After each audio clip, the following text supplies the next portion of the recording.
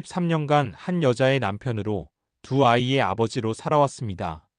크게 부족한 것 없이 살았다고 생각했습니다. 돈이 많진 않았지만 집에 들어가면 아이들이 웃으며 달려오고 부엌에선 아내가 밥을 하고 있었죠. 소소하지만 따뜻한 일상. 저는 그게 행복인 줄 알았습니다. 하지만 그 행복은 어느 날부터 조금씩 삐걱거리기 시작했습니다. 처음엔 아내가 예민해졌다고만 생각했습니다. 작은 말에도 날이 서 있고 대화는 점점 줄어들었습니다. 그러던 중 아내가 골프를 시작했습니다.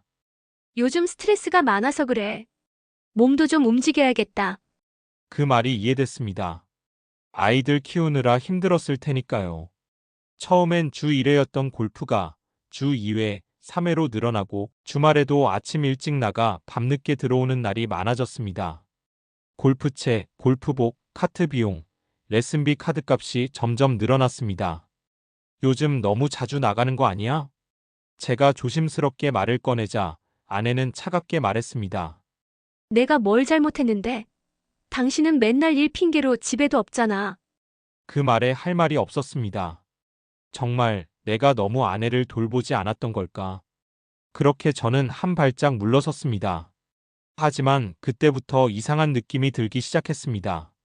아내는 골프를 핑계로 집을 비우는 일이 잦아졌고 늦게 들어오는 날이면 핸드폰을 멀리 두지 않았습니다. 비밀번호도 바뀌었고 통화 목록은 늘 비어 있었습니다. 그러던 중 셋째 아이가 생겼습니다. 임신 사실을 알게 된 건 아이가 생긴 지 6개월쯤 지나서였습니다. 당신 나 임신한 거 알아? 순간 어안이 벙벙했습니다. 그동안 그런 기미가 전혀 없었는데 어떻게 물어보고 싶었지만 그냥 넘기기로 했습니다. 어차피 태어날 아이인데 괜한 의심은 집안만 더 어지럽히겠지 싶었습니다. 셋째 아이는 그렇게 태어났습니다. 처음 품에 안았을 때 왠지 모르게 낯설었습니다. 하지만 아이는 아이였습니다. 작고 따뜻한 체온이 제 마음을 누그러뜨렸습니다. 그렇게 다시 평화가 찾아오는 듯했죠. 잠시 동안은요. 출산 후 4개월쯤 지나 아내는 다시 골프를 시작했습니다. 이번엔 더 적극적이었습니다.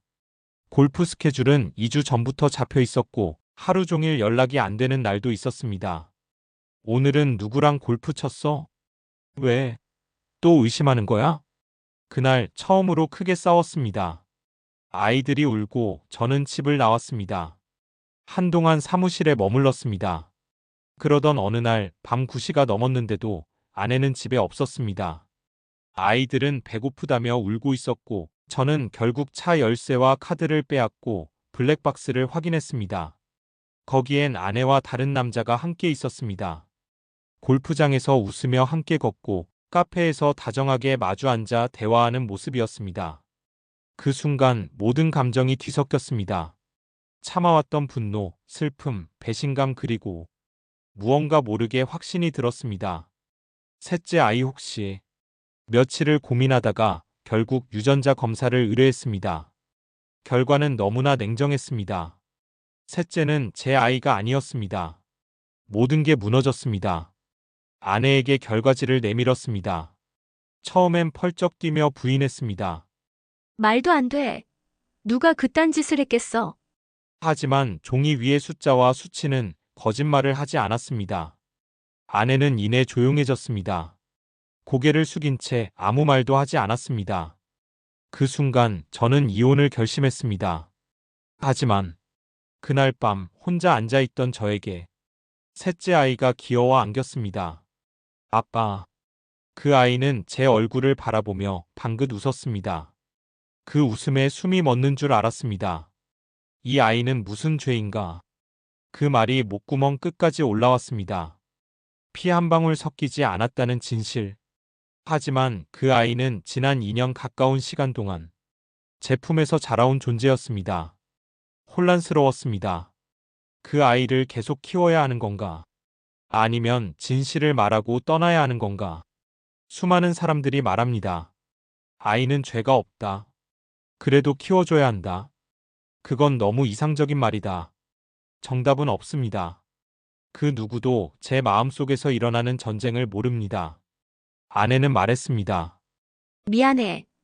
처음엔 나도 그럴 줄 몰랐어. 골프장에서 자꾸 마주치다 보니 우연히 손이 닿았는데 심장이 뛰더라. 그땐 이미 늦었어. 멈출 수 없었어. 전혀 상상도 하지 못했던 이유였죠. 사소한 접촉, 뜻하지 않은 감정. 그 작은 불씨가 이렇게 큰 화마가 될 줄은 몰랐습니다.